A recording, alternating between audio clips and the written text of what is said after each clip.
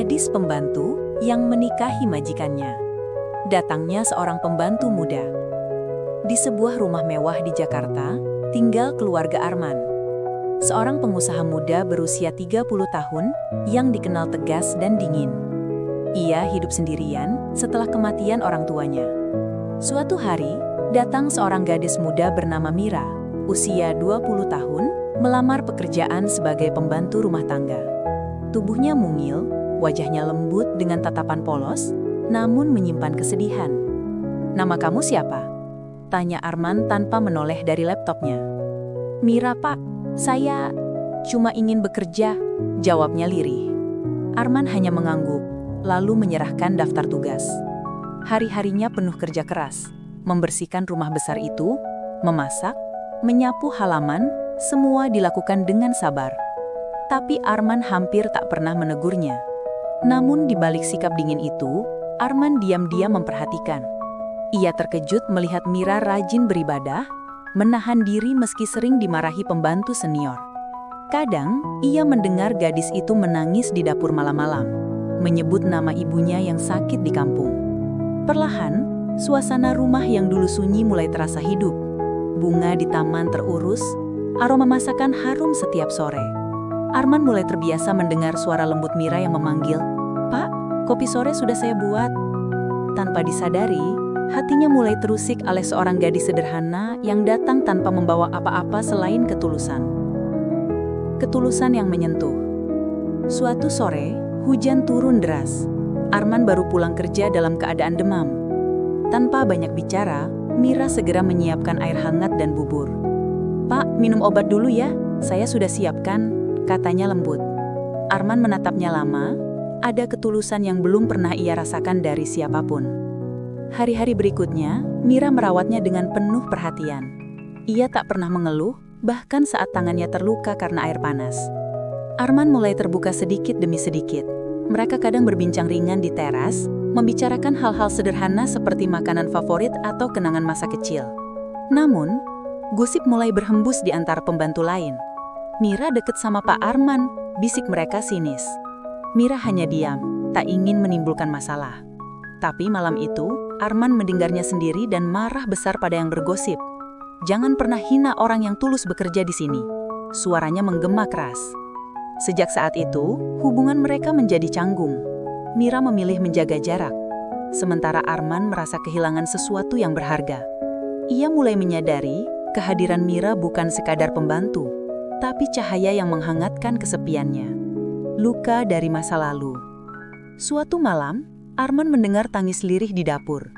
Ia mendekat diam-diam, melihat Mira duduk di lantai, menggenggam surat di tangannya. "Ibu saya sakit keras, Pak. Saya tak punya uang untuk pulang," ucapnya terseduh saat Arman menanyainya. Tanpa berpikir panjang, Arman mengambil dompet dan menyerahkan sejumlah uang. "Pergilah, rawat ibumu." Mira menatapnya dengan mata berkaca. "Saya tak bisa terima sebanyak ini, Pak." "Ini bukan belas kasihan. Ini tanda terima kasih karena kamu sudah buat rumah ini terasa hidup," jawab Arman lembut. Beberapa hari kemudian, rumah itu kembali sunyi. Arman merasakan kekosongan luar biasa. Ia baru menyadari bahwa senyum Mira telah menjadi bagian dari hari-harinya. Malam-malam terasa dingin tanpa suara langkah gadis itu. Mira kembali 2 minggu kemudian. Meski ibunya meninggal, ia tetap datang untuk bekerja. "Saya sudah janji akan bantu Bapak sampai kapanpun," katanya pelan. Arman menatap wajahnya yang sembab dan merasa iba yang dalam. Sejak saat itu, hatinya tak lagi mampu menyangkal. Ia jatuh cinta pada gadis sederhana yang telah mengajarkan arti kasih sayang. Hati yang tak bisa disembunyikan. Perasaan Arman semakin tumbuh. Ia mulai memperhatikan setiap hal kecil. Cara Mira menatap bunga, senyumnya saat menyapu, suaranya ketika berdoa. Namun, ia juga tahu batas. Ia majikan dan Mira hanya pembantu. Tapi hati tak bisa dikendalikan. Suatu sore, Arman memberinya selendang cantik. "Untuk kamu, biar tak kedinginan saat pagi," katanya. Mira terkejut, menunduk dengan pipi merona. "Terima kasih, Pak, tapi saya tak pantas menerima ini." "Pantas. Kamu sudah banyak membuat saya berubah," ucap Arman lirih. Namun, hubungan mereka menimbulkan kecemburuan di antara staf rumah tangga lain. ada yang diam-diam melapor pada Tante Arman, seorang wanita kaya dan keras yang selama ini mengatur urusan keluarga. Anak pembantu itu menggoda Arman, ucapnya tajam.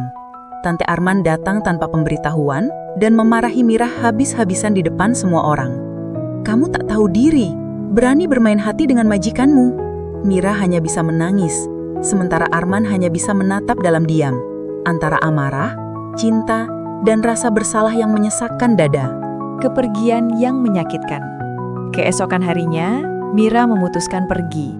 Ia menulis sepucuk surat dan meletakkannya di meja kerja Arman.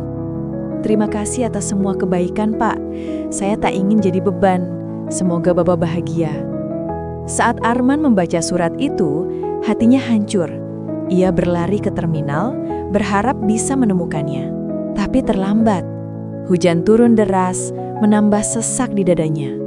Hari-hari berikutnya, rumah kembali seperti dulu. Sunyi, dingin, tanpa kehidupan. Arman mencoba melupakan. Tapi setiap sudut rumah mengingatkannya pada Mira, gelas favoritnya, aroma masakan, bahkan taman kecil yang kini mulai layu. Ia mulai kehilangan semangat, bahkan pekerjaannya terganggu. Suatu malam, ia menatap foto lama di ponselnya.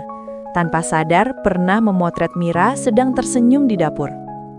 "Kenapa kamu pergi, Mira?" bisiknya dengan mata basah. Untuk pertama kalinya, pria dingin itu menangis, bukan karena kehilangan harta, tapi karena kehilangan seseorang yang benar-benar mencintainya dengan tulus. Takdir mempertemukan kembali. 2 tahun berlalu, Arman menjadi lebih tertutup, hingga suatu hari ia menghadiri acara amal di sebuah panti asuhan. Saat membagikan bantuan, matanya tertuju pada sosok wanita muda yang sedang mengajari anak-anak membaca. Rambut panjang, suara lembut, itu Mira. Mira, suaranya tercekat. Gadis itu menoleh, terkejut dan gugup. "Pak Arman?" Mereka saling terdiam, hanya tatapan yang berbicara. Setelah acara usai, Arman menemuinya di taman panti. "Kenapa kamu tak pernah kembali? Saya ingin berdiri dengan kaki sendiri. Sekarang, saya bekerja di sini, mengajar anak-anak yatim," jawab Mira. Arman tersenyum, menatapnya penuh bangga dan rindu. "Kamu selalu punya hati yang indah." Percakapan itu membuat perasaan lama bersemi kembali. Arman sering datang ke panti, membantu kegiatan di sana. Perlahan mereka kembali dekat, bukan sebagai majikan dan pembantu, tapi dua hati yang pernah terluka dan kini saling memahami. Cinta yang diuji. Namun cinta mereka kembali diuji. Kabar kedekatan Arman dengan mantan pembantunya menjadi bahan gunjingan media. "Pengusaha muda jatuh cinta pada gadis sederhana," tulis headline koran. Tante Arman marah besar dan menekan keponakannya untuk menjauh. "Kalau kamu menikahi dia, keluargamu akan malu." Tapi Arman kali ini tak mau mundur. "Saya sudah lelah hidup demi pandangan orang. Saya ingin hidup dengan orang yang membuat saya tenang." Mira sempat ragu. "Saya takut, Pak. Dunia Bapak terlalu tinggi untuk saya." "Jangan panggil saya Pak. Panggil nama saya, Arman," katanya lembut sambil menggenggam tangannya. Dalam genggaman itu, Mira merasakan sesuatu yang hangat. Janji tak terucap bahwa cinta mereka akan berjuang melawan semua perbedaan. Meskipun banyak menentang, Arman terus berusaha meyakinkan semua orang bahwa cintanya tulus, bukan karena kasihan, tapi karena ia menemukan rumah dalam diri Mira. Pernikahan yang menggetarkan hati. Setelah perjuangan panjang, hari itu pun tiba. Di taman panti asuhan tempat mereka bertemu kembali, Arman dan Mira mengucap janji suci. Tak ada pesta mewah, hanya anak-anak panti yang bernyanyi dan air mata haru yang mengalir di pipi keduanya. "Dulu, saya hanya pembantu yang takut menatap majikan saya. Tapi Tuhan menunjukkan bahwa cinta sejati tidak mengenal status," kata Mira dengan suara bergetar. Arman menatapnya dengan mata berkaca. "Kamu bukan pembantuku, Mira. Kamu penyembuh sepi dalam hidupku." Mereka saling berpelukan, sementara matahari sore menyinari wajah mereka.